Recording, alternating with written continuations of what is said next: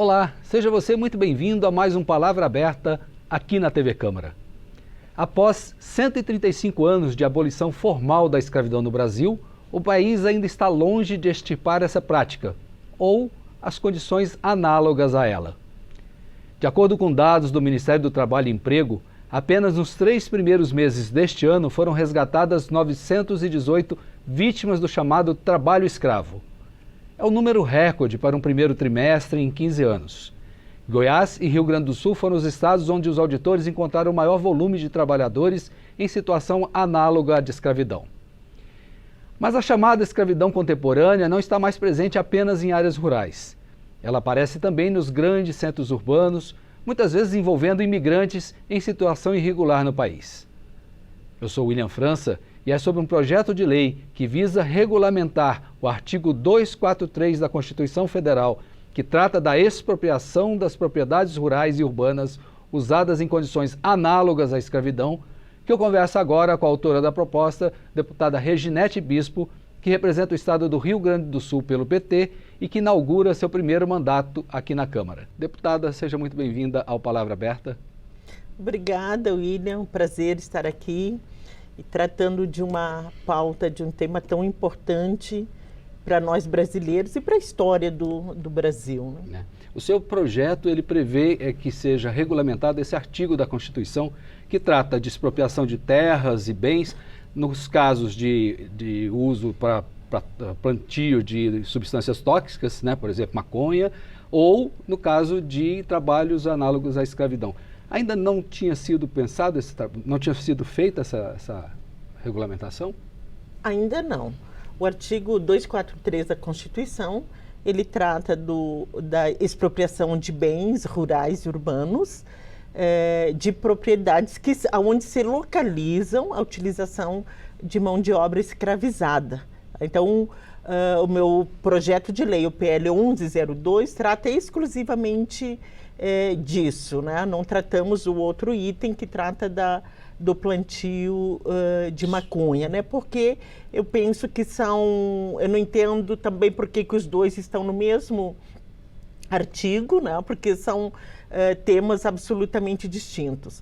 O artigo trata do trabalho, da utilização de mão de obra escravizada e que é um problema grave na história do nosso país. O Brasil é um país que formou a sua base econômica, política e cultural se utilizando da mão de obra escrava de homens, mulheres e crianças negras, né? Durante quantos anos? 350 anos, formalmente, né? E faz apenas 135 que foi decretada a abolição da escravatura. Isso, né? formalmente decretada, né? porque nós sabemos em que condições se deu essa abolição, né? Com o abandono total dessa população. Então, a história do Brasil é marcada muito mais por séculos de escravização do que de liberdade formal. Né? Então, a escravização de seres humanos é muito presente na história contemporânea do Brasil. Hoje, por isso que fala-se em escravidão moderna, escravidão contemporânea. Né?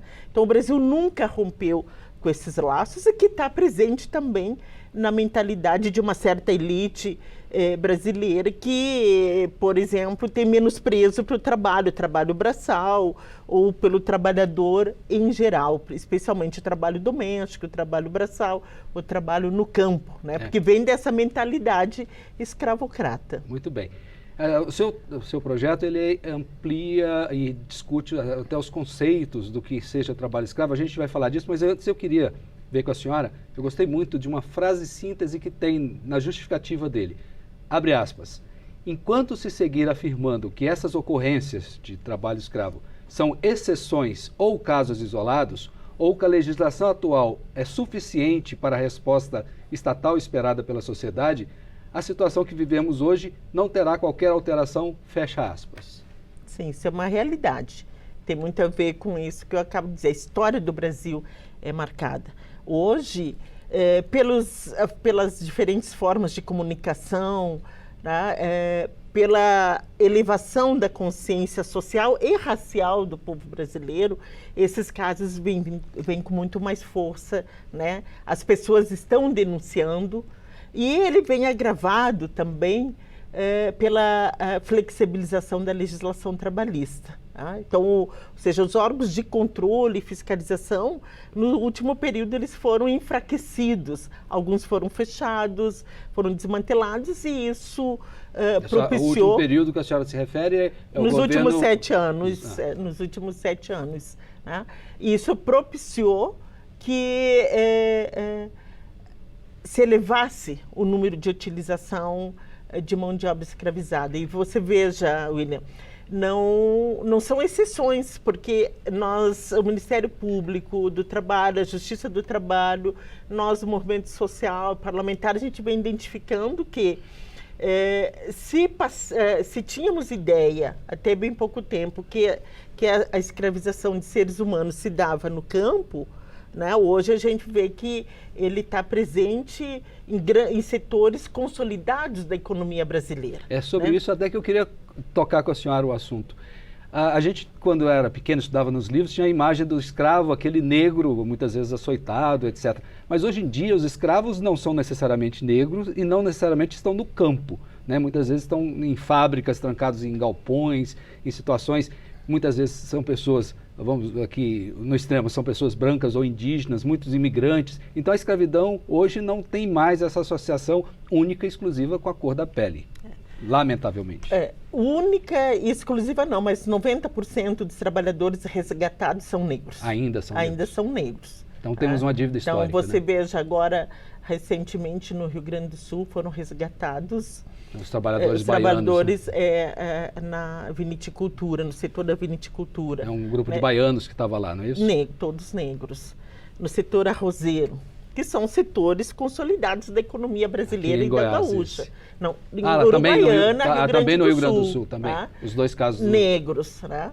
E junto com esse processo de escravização também tem o tráfico humano. Sim. E aí entra a questão dos imigrantes. Nem todos são imigrantes solicitantes de refúgios, né? Muitos são imigrantes que o próprio setor empresarial vai buscar para ter mão de obra barata e sem condições, que caracteriza o trabalho análogo à escravidão, né?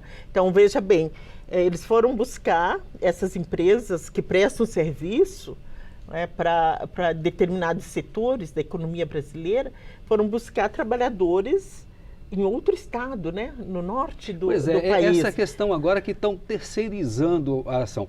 O proprietário diz assim, eu não tenho nada com isso, eu só contratei uma empresa e a empresa que responde por isso. E como é que fica essa história? Porque parece que se descobriu um novo modus operandi de terceirizar o problema para uma outra empresa e o proprietário ou o dono da fábrica ou o dono do terreno fica isento. Então, o nosso projeto de lei, o PL 1102, ele propõe exatamente isso, expropriar os bens de toda a cadeia produtiva, responsabiliza toda a cadeia produtiva. O proprietário, o empresário não pode chegar e dizer, eu contratei uma empresa e não sabia o que acontecia dentro da minha empresa, dentro da minha propriedade, né? O proprietário que aluga o imóvel, que faz concessão e tem trabalho escravo, ele também é responsabilizado, porque ele não pode dizer que não sabia o que estava acontecendo dentro da sua propriedade. Então, o nosso projeto de lei, ele regulamenta o artigo 243, propõe a expropriação, mas responsabiliza toda a cadeia produtiva. Desde a empresa terceirizada. Sim, ele se diferencia nesse sentido em relação a outros projetos que tramitam, e se diferencia também que o responsável para a aplicação da medida a gente coloca no âmbito da Justiça do Trabalho. Porque a Justiça do Trabalho tem maior celeridade. Se tu coloca no âmbito da Justiça Criminal, o processo fica sem prazo, né? Sem prazo, né? E a Justiça do Trabalho constatou a existência de trabalho escravo, né? Constatou, né?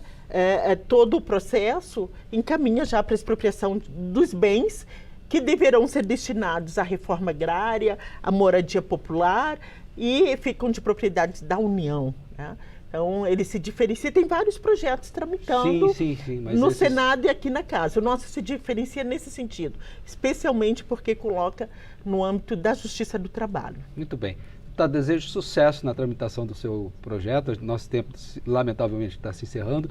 Assim que esse projeto andar, a senhora está convidada a voltar para a gente conversar mais sobre ele, tá bem? Sim, nós estamos agora, William, promovendo uma audiência pública para discutir na Comissão de Direitos Humanos, para ampliar o debate, e vamos trabalhar com muito afinco para que ele seja aprovado, porque basta de escravidão, basta de racismo num país tão grande, tão rico e tão pomposo como é o nosso Brasil. Obrigado, deputada Reginete Bispo. E eu me despeço aqui agradecendo também a sua audiência. Quer saber mais detalhes sobre o projeto de lei 1102 de 2023, este sobre o qual conversamos aqui? Ou mesmo sobre todas as outras discussões do Parlamento? Acesse o nosso portal na internet, câmara.leg.br. Para rever esta entrevista, busque o canal da Câmara no YouTube. Fica ainda como sugestão a dica para seguir as redes sociais da Câmara no Twitter, no Facebook, no Instagram e no TikTok. Novamente, muito obrigado por sua atenção.